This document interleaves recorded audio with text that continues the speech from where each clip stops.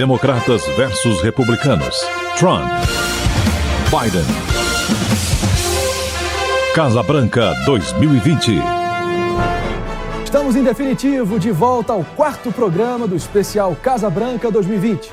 A mais completa cobertura da reta final da eleição americana só aqui na Jovem Pan News e na Panflix. Hoje com apenas 15 dias antes de finalmente sabermos quem será o líder do mundo livre, o presidente da maior potência global e o inquilino da icônica Casa Branca pelos próximos 4 anos. E a votação já está em curso em um ritmo frenético e sem precedentes. São mais de 17 milhões de americanos que já exercitaram seu direito ao voto. Esse número, que inclui cédulas preenchidas pessoalmente ou enviadas pelo correio às zonas eleitorais locais, ocorre à medida que mais estados abrem locais de votação antecipada e a janela para se registrar para votar se fecha em outros.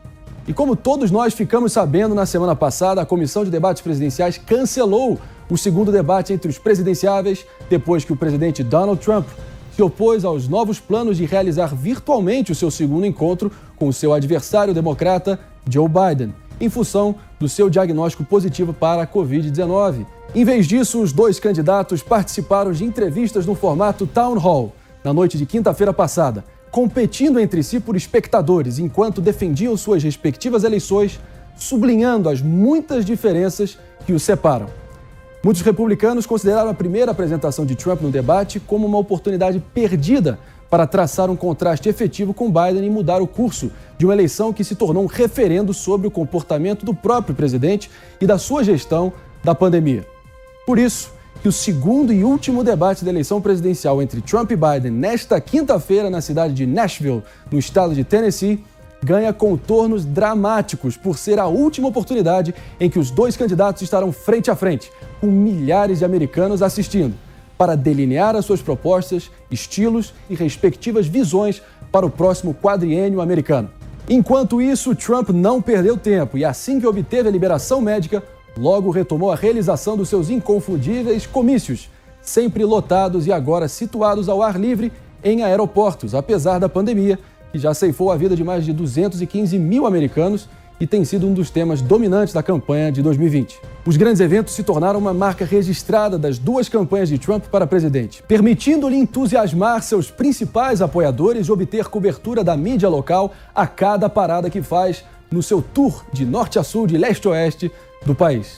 As previsões da mídia sobre a derrota certa do presidente Donald Trump são quase tão confiantes neste ano quanto em 2016. Você pensaria que os erros embaraçosos dos especialistas em 16 provocariam alguma humildade? Mas a narrativa tem sido praticamente a mesma há meses. Joe Biden já está virtualmente eleito, provavelmente de lavada. É absolutamente verdade que as pesquisas nacionais estão prevendo uma vitória clara de Biden se o país elegesse presidente pelo voto popular. Afinal, ele subiu 10 pontos na média nacional da pesquisa Real Clear Politics. O que foi deixado de fora das discussões da mídia sobre esta eleição é se Trump pode vencê-la, e ela é vencida através do colégio eleitoral. E para essa discussão vale a pena darmos uma olhada nos estados decisivos, cujos votos eleitorais decidirão a eleição. Em 2016, Trump se consagrou 45º presidente americano ao vencer estados decisivos que poucos esperavam que ele saísse vencedor. E nesse exato momento, em 2020, ele está performando um pouco e relativamente melhor nesses estados do que há 4 anos atrás. O gráfico na tela mostra como a evolução do desempenho de Trump em 2020 na média agregada das pesquisas estaduais nos seguintes swing states comprovam isso. Vamos a eles. Primeiro, a Pensilvânia, Michigan e Wisconsin, a trinca do muro azul do meio-oeste do Cinturão de Ferro. A Flórida, o eterno swing state, com 29 preciosíssimos votos eleitorais. North Carolina e Arizona. Vale mencionar que 100 dias antes do dia da eleição, Biden subiu quase 6 pontos nos estados decisivos, enquanto Clinton subiu apenas 2,3 pontos percentuais. Agora, em outubro, ele subiu para 4,9 pontos em média nesses 6 estados, enquanto Clinton estava além dele, à frente dele, com 5,1 pontos, e todos nós lembramos como foi o desfecho da última eleição. O site Real Clear Politics oferece uma ótima tabela que mostra como Clinton estava performando há exatos 4 anos nesses mesmos 6 estados decisivos. Podemos examinar aqui que Biden tem uma vantagem de 7 pontos na Pensilvânia, mas Clinton estava com uma vantagem quase idêntica nesse mesmo estado 4 anos atrás, com 6,8, antes de Trump vencer por pouco no dia da eleição, por 0,7 pontos percentuais. Da mesma forma, a liderança de Biden na Flórida é muito semelhante à de Clinton há 4 anos. E Trump, como sabemos, venceu a Flórida. Biden não está tendo um desempenho tão bom em Wisconsin, por exemplo, quanto Clinton estava há 4 anos. E Trump ganhou esse estado. Biden está saindo pior em Michigan, de acordo com as pesquisas, do que Clinton há 4 anos atrás. E, pasmem, Trump venceu em Michigan também. Biden está se saindo um pouco melhor na Carolina do Norte do que Clinton, mas Trump venceu naquele estado por uma margem mais folgada de 4 pontos. Há muitas pessoas que não confiam muito nas pesquisas, mas esta tabela mostra que, mesmo de acordo com as próprias pesquisas, o desempenho de Trump nesse ponto do processo eleitoral está no mesmo ritmo, no mesmo patamar que ele estava em 16 nos estados decisivos. Trump precisará fazer em 2020 o que fez em 16, intensificar os seus esforços de campanha nesses swing states e vencê-los. E apesar das pesquisas nacionais encomendadas por emissoras de TV que indicam vantagens quase que insuperáveis de Biden nessa altura do campeonato, como 14 pontos, 12 pontos a nível nacional, Trump parece estar no caminho certo nas pesquisas da própria mídia para se sair o vencedor no colégio eleitoral, que é o que importa no final do dia. Isso não é torcida, e sim uma análise ampla, completa e transversal de dados objetivos da realidade que apontam que a sua performance de momento está semelhante com a de 4 anos atrás, em que ele se sagrou vencedor. Ao longo de 16, a narrativa divulgada dia após dia pela mídia era que Donald Trump simplesmente não poderia vencer. Claro, as pesquisas finais não foram tão dramáticas quanto aquela narrativa, mas a narrativa é promovida, avançada, inflada, pelo menos em parte, porque avança a agenda política da mídia. O desejo muitas vezes se torna realidade. E a mídia também vem impiedosamente impulsionando a mesma narrativa dessa vez. Biden é invencível, embora com um pouco mais de ira e de veemência, pois ela sabe que essa é a última chance que eles terão de apear Trump do poder pelas vias democráticas. O mundo inteiro estará de olho nos capítulos finais da batalha pela Casa Branca, e nós aqui, no Casa Branca 2020, não perderemos nenhum detalhe nesses 15 dias finais. E embora a maioria dos americanos esteja focada na corrida presidencial, as eleições pela Câmara dos Representantes e pelo Senado também terão consequências igualmente decisivas para o país. Como sabemos, a cada 4 anos o país vai às urnas para votar para presidente e vice-presidente. A cada 2 anos, o país vai às urnas para eleger toda a Câmara dos Representantes e pelo menos 1/3 do Senado americano. Em muitas eleições recentes, o equilíbrio de poder no legislativo está em jogo. Essa eleição de 2020 proporcionará muitas oportunidades para ambos os partidos assumirem o controle de uma ou de ambas as câmaras do Congresso e ditar os rumos legislativos dos Estados Unidos da América. E a importância disso não pode ser subestimada. O Congresso é a instituição onde as leis são produzidas, a supervisão do Executivo ocorre e, o mais importante, onde o orçamento federal é definido. Conforme descrito pelos pais fundadores dos Estados Unidos, o Congresso é um ramo igual do governo junto com os ramos executivo e judiciário. Portanto, eleger os membros do Congresso é tão importante quanto escolher o chefe do Executivo e o próximo morador da Casa Branca. E na disputa pelo controle da Câmara dos Representantes, equivalente à Câmara dos Deputados aqui no Brasil, todas as 435 cadeiras estarão em disputa nessa eleição. Atualmente, os democratas têm uma vantagem de 232 sobre 197 dos republicanos. Há um membro libertário e há 5 vagas em aberto. Em 2020, os republicanos vão precisar de um ganho de 21 cadeiras para recuperar a maioria na Câmara. Nós aqui no Casa Branca identificamos 41 das 435 eleições da Casa como as mais disputadas de 2020. Das 41 cadeiras, 20 têm titulares democratas, 20 têm titulares republicanos e uma tem um titular libertário. A título de exemplo, vale mencionar que essa atual maioria foi conquistada na eleição de 2018, quando o Partido Democrata precisava obter 23 cadeiras para ganhar o controle da Câmara e acabaram obtendo um total de 40 assentos, superando demais o que eles precisavam, retomando a sua maioria assim e obstruindo muito das pautas do governo Trump ao longo dos últimos 2 anos.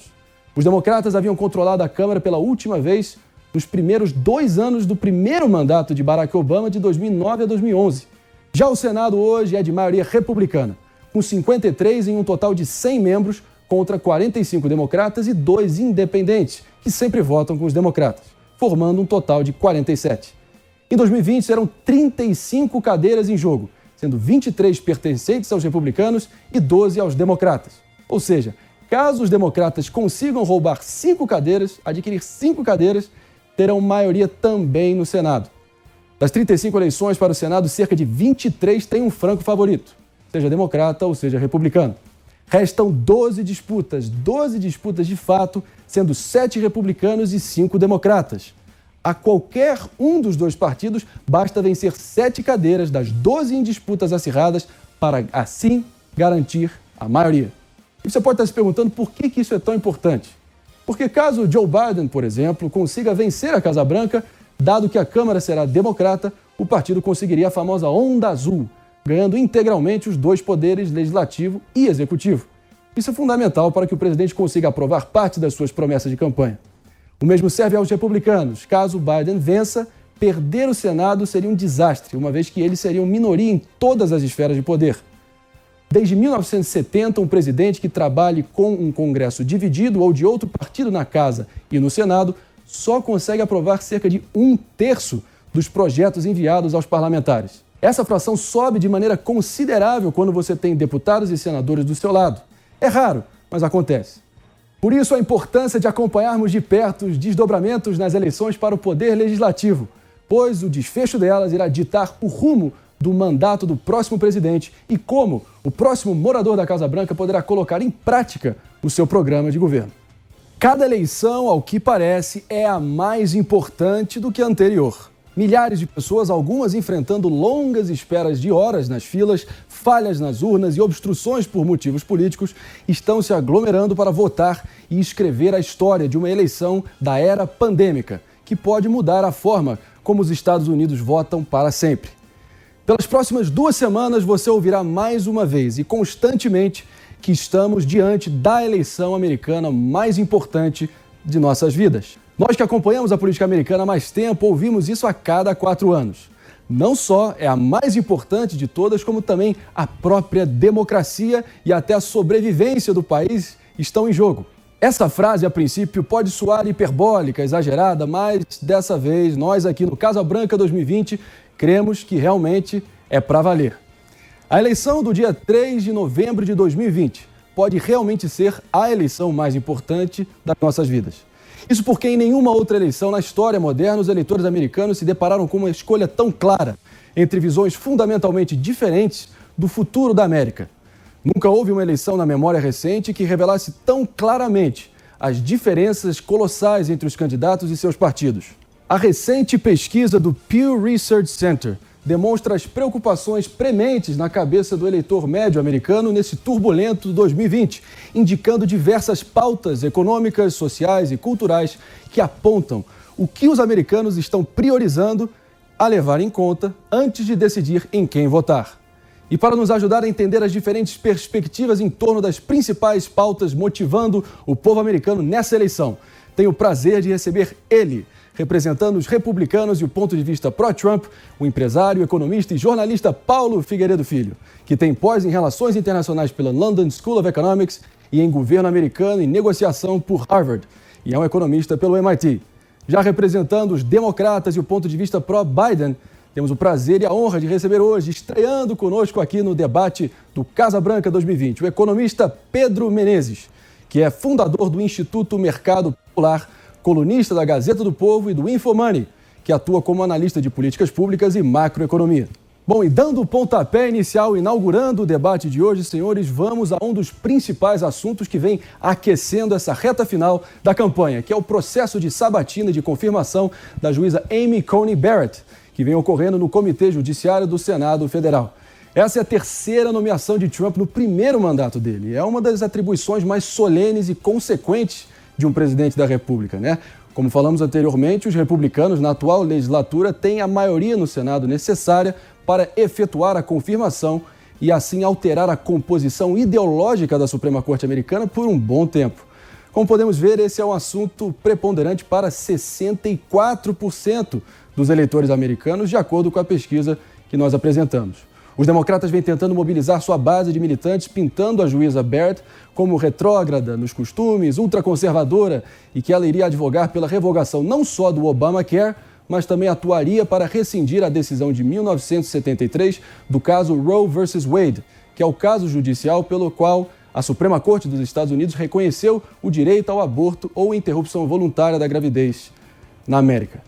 Uma pauta de costumes que acirra os ânimos da sociedade há décadas. Então, senhores, o que vocês acham do futuro da Suprema Corte, do Judiciário americano e do eterno, perene debate acerca do aborto nos Estados Unidos? Vou começar então com o nosso estreante. Vai que é sua, Pedro. Sobre o aborto em si, André, minha opinião não é tão forte. E, de fato, fico até um pouco fora do lugar em defender os democratas, porque eu sou um liberal. Aqui no Brasil, em geral, me posiciono mais ao lado liberal do debate, que nem sempre fica à esquerda. E agora eu tenho que defender aqui o candidato mais à esquerda na disputa. Mas o que eu vejo com relação a essa nomeação e toda essa conjuntura nos Estados Unidos são dois problemas principais e que demonstram um dos grandes defeitos do governo Trump, que é acirrar a política e rebaixar a política muitas vezes. A aprovação ao aborto, em alguns casos, está nos Estados Unidos no maior nível, segundo a Pew Research Center, em mais de 25 anos. Então, essa não é uma prioridade do eleitor, essa é uma prioridade de certa base republicana que dá muito valor a esse assunto, e isso explica um pouco esse acirramento de ânimos nos Estados Unidos. E um segundo fator que a gente tem que considerar sobre essa nomeação, que eu acho que é muito grave, e muito mais grave até do que essa questão do aborto, é o clima político que se cria. Há 4 anos atrás, um importante juiz conservador, o Antonin Scalia, saiu da Suprema Corte por ter falecido, algo parecido com o que aconteceu com a Ruth Bader esse ano, e os republicanos recusaram a votar um novo ministro da Suprema Corte que fosse indicado pelo Obama. E houve essa polêmica. O próprio Mitch McConnell, que representa o Partido Republicano no Congresso, ele se colocou inteiramente contra a nomeação de um novo juiz pelo governo Obama, que estava ali terminando naquele momento. E agora, em inteira contradição, os republicanos se dispõem a fazer uma votação com um falecimento de um juiz que aconteceu ainda mais em cima da hora da eleição. Então, você tem aí um claro problema de autocontenção. Os republicanos estão dispostos a fazer tudo para ganhar o jogo político. Eles encaram isso como uma guerra fratricida na qual vale absolutamente tudo, na qual os valores da democracia ficam em segundo plano. E essa é cada vez mais a tônica da política americana desde o governo Trump. O próprio Partido Democrata mordeu essa isca. E eu vejo todo esse debate em torno da nomeação de um novo nome para a Suprema Corte muito inserido nesse contexto de vulgarização do debate político americano, que vem se reforçando nos últimos anos e tem sido liderado pelo Partido Republicano, embora o Partido Democrata morda a isca também com frequência. E é nesse contexto de esgarçamento da própria democracia que a gente tem que encarar esse debate, né? Completa contradição dos republicanos e eles mostrarem que não existe qualquer autocontenção, é um termo que está na moda entre os cientistas políticos. Os republicanos não estão dispostos a conter os próprios impulsos em nome de um bom funcionamento do sistema democrático. Perfeito, Pedro, e fique claro aqui também, nós aqui do Casa Branca 2020 sabemos das suas credenciais liberais, o liberal puro sangue que você é, mas que no contexto atual da eleição americana de 2020, você apresenta uma predileção ao candidato Biden e a derrota de Trump. Então, feita-se a parte, eu passo a bola para o Paulo, para você dar a sua opinião em relação a esse tema do primeiro bloco. Vai que é sua, Paulo. Eu vou começar discordando de você em relação à questão do aborto ser ou não uma prioridade dos americanos. Apesar da aprovação do aborto ter tido um pequeno repique, ela vem caindo desde a década de 70 bastante. E é um assunto mais sério para os conservadores hoje, em termos de importância, é a questão do aborto.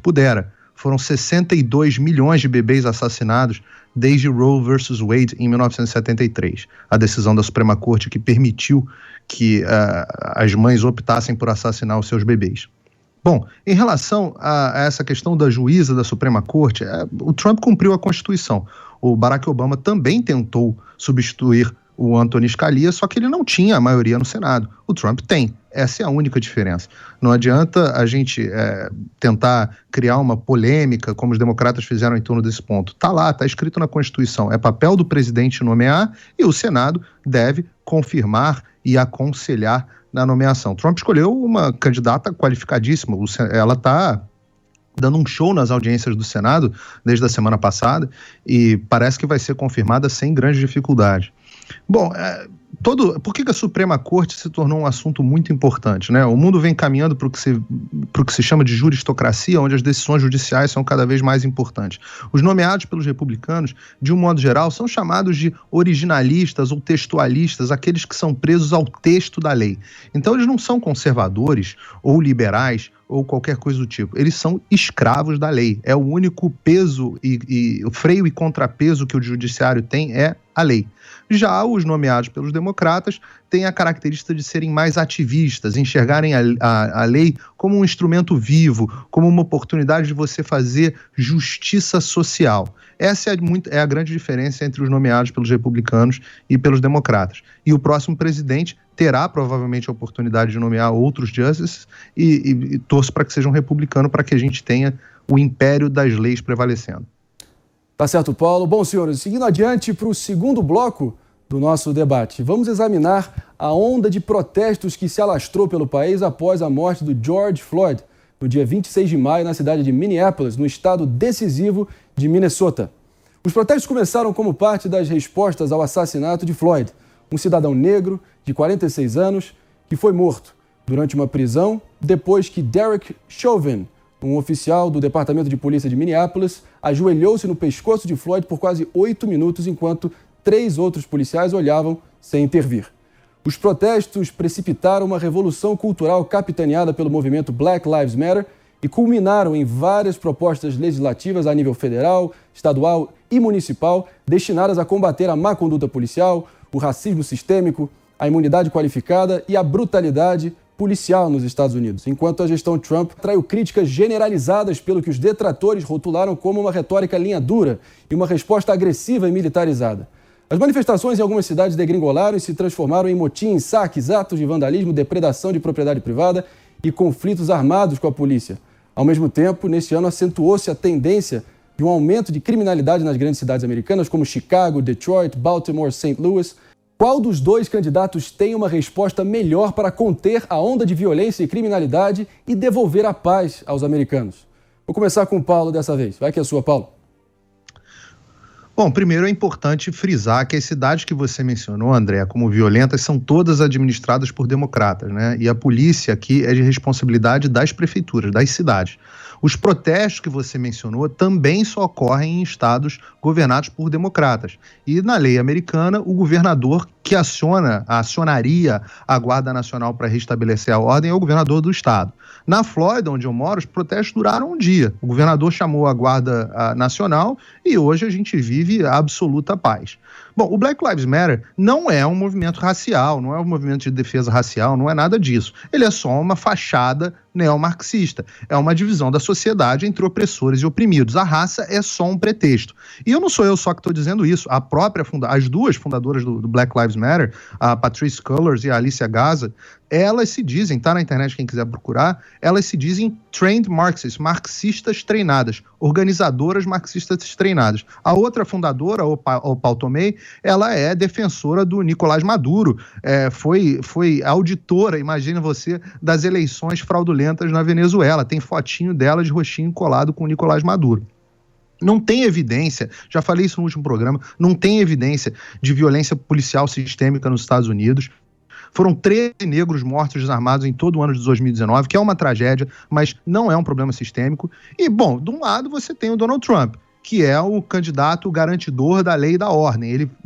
Esse é o grande mote dele. E do outro você tem os democratas, cujo grande mote esse ano foi defund the police, ou seja, desfinanciem a polícia, redirecionem o dinheiro da polícia para artesanato com garrafa PET e capoeira, programas de reinclusão social, seja lá o que for isso. Não deu certo no Brasil e certamente não vai dar certo nos Estados Unidos.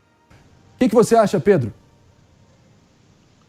Eu acho que Eu também não tenho grande simpatia pelo modo como o Black Lives Matter vê a política. Eu concordo com o Paulo em alguns sentidos e concordo que tem gente ali radical de esquerda que não tem grandes ideias sobre esse assunto. Mas tenho muita curiosidade quando eu vejo essa combinação entre o argumento originalista de interpretação literal da Constituição com a associação dos movimentos negros a partir de esquerda, porque foi exatamente o argumento de certo conservadorismo racista nos anos 60. Não digo que o Paulo está fazendo isso. Não estou dizendo isso, mas acho que esse tipo de argumento, tanto o originalismo quanto a associação com partidos de esquerda, sem necessariamente mostrar se existe alguma chance do Black Lives Matter implementar qualquer tipo de ditadura do proletariado nos Estados Unidos, mas não vejo qual a conexão que isso pode ter com a pauta racial concreta. Existem diversos dados, me referencio aqui, por exemplo, a um estudo recente, inédito, de alguns economistas de Harvard, que mostram que famílias com a mesma renda, quando você observa famílias com a mesma renda, os filhos dela têm uma diferença considerável nos resultados econômicos que eles alcançam se o filho for branco ou o filho for negro. Tem diversas estatísticas com bom tratamento estatístico para identificar a causalidade que mostram que ser negro causa diversos problemas sociais nos Estados Unidos. E essa situação precisa ser remediada. A gente tem que fazer algo quanto a isso. E ficar preso a leituras originalistas da Constituição, assim como a associação desses movimentos a partir de esquerda, que sempre existiram, e quando os movimentos negros defenderam pautas muito legítimas, tinha gente de esquerda ali absolutamente insensata em outras pautas. Eu cito o Malcolm X, por exemplo. Eu cito diversos líderes dos direitos civis nos anos 60, que também iam muito à esquerda, e nem por isso a gente tem que rejeitar inteiramente essas pautas. Agora, a gente vai lidar com isso pacificamente ou vai lidar com isso de modo conciliador e aberto? Eu acho que a gente tem dois candidatos que representam coisas muito diferentes. Um senador democrata que se notabilizou por fazer amizade com republicanos e conseguir passar projetos convencendo republicanos a votar com ele, e um presidente que absolutamente só fez acirrar os ânimos nos Estados Unidos, só fez com que os extremistas de esquerda crescessem. Partindo para o último bloco dessa edição do debate no Casa Branca 2020. Vamos com ele, o presidente Donald Trump. Ele que se gabava de que a economia americana estava vivendo o seu melhor momento antes do início da pandemia. Já sob os efeitos do coronavírus, no segundo trimestre deste ano, o PIB americano teve uma queda histórica de 31,4%. E o desemprego chegou a atingir quase 15% em abril. De lá para cá, o desemprego vem caindo, mas ainda longe dos patamares dourados de fevereiro. Qual é o plano de ambos os candidatos para a recuperação da maior economia do mundo? Qual será o papel da China nesse processo? Pedro, eu gostaria que você começasse com a palavra. Vai que é sua. Com relação à economia, eu me sinto até mais confortável de debater esse tema, já que é com o qual eu trabalho no dia a dia. Eu vejo com grande preocupação, inclusive sob um ponto de vista liberal, a eleição do Trump. O Trump tem representado um arrefecimento da globalização. Eu imagino que os apoiadores dele falam muito que o Trump representa uma luta contra o globalismo e costuma falar de organizações multilaterais, mas se a gente for olhar a tarifa efetiva praticada pelos Estados Unidos com relação a produtos importados, ela está subindo. Ela está subindo. E ela caía com muitos desses acordos multilaterais. A gente pode discutir isso por um programa inteiro. O Trump tem sido também responsável fiscalmente. Não falo do contexto do coronavírus. O déficit primário dos Estados Unidos vinha numa recuperação ali no final do governo Obama. Chegou em 2015, 2016, um nível já significativamente acima do que ele estava durante a crise de 2008 e 2009, e já no ano passado, antes do contexto da nova pandemia de coronavírus, a gente teve uma explosão de déficit primário nos Estados Unidos, muito por causa da política fiscal do Trump, que lembra, em parte, a política fiscal de Dilma Rousseff, que vale lembrar o que aconteceu no governo Dilma, que ajudou a quebrar o governo brasileiro naquele momento e levou nossas contas para o vermelho, não foi apenas um aumento de gastos, como muita gente esquece. Também houveram desonerações mal feitas, mal desenhadas, como essa do governo Trump, feita no momento que os economistas não recomendam que se faça no ciclo econômico, é quando a economia já estava com a queda de desemprego. É muito difícil encontrar economistas que apoiem o Trump, economistas históricos do Partido Republicano. Eu menciono aqui o Greg Mankiw, da Universidade de Harvard,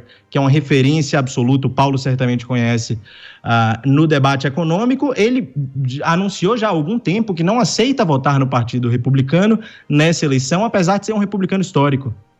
E está apoiando o Joe Biden. Inclusive, já publicou há algum tempo colunas de oposição ao Trump com frequência.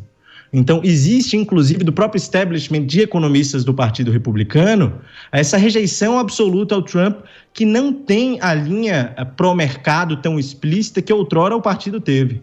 Embora o Partido Democrata também tenha ali socialistas no partido e gente que não apoia a economia de mercado, eu vejo, e aí faço até uma provocação, o candidato pró-mercado dessa eleição eu vejo como Biden.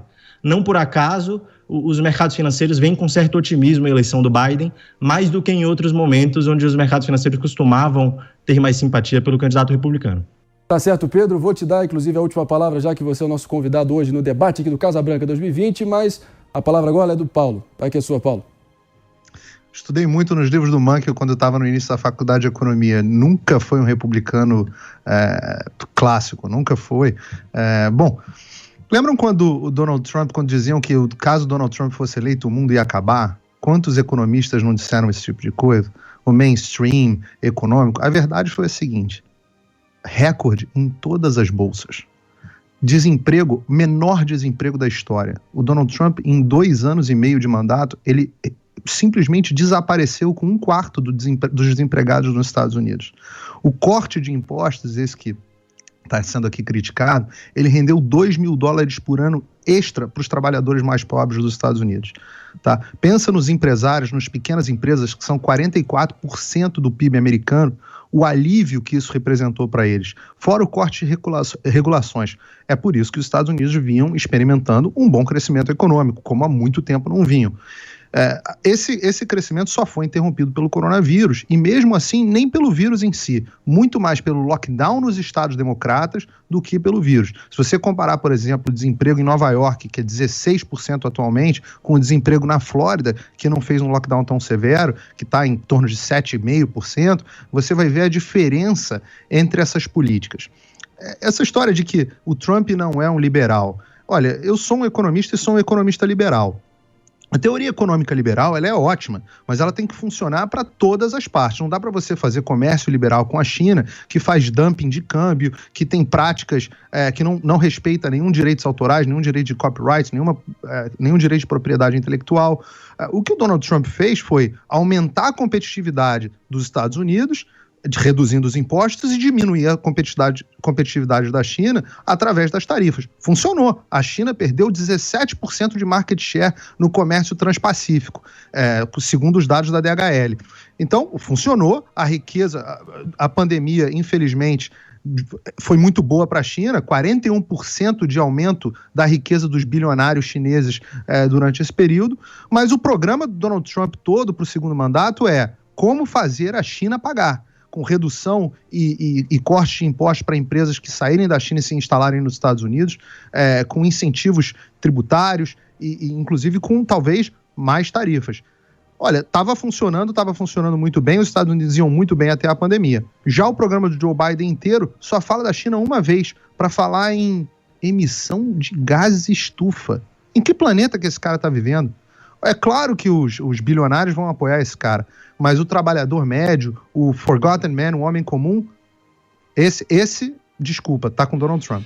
Obrigado, senhores. Eu sei que essa é a especialidade de vocês dois e certamente vai ficar aquele gostinho de quero mais, né, Paulo? Imagino. Mas vamos focar em fazer um programa talvez só sobre economia e o desfecho que essa eleição pode acabar tendo na seara econômica, seja com vitória Biden ou vitória Trump. Conto com os senhores, muito obrigado pela discussão propositiva, acalorada, informativa, aqui para os nossos telespectadores e ouvintes do Casa Branca 2020, a melhor cobertura na reta final da eleição americana, faltando apenas 15 dias para juntos acompanharmos o desfecho dos últimos capítulos dessa novela. E vamos descobrir quem será o morador da Casa Branca pelos próximos 4 anos. Obrigado, Pedro, obrigado, Paulo, e até a próxima. Democratas versus Republicanos.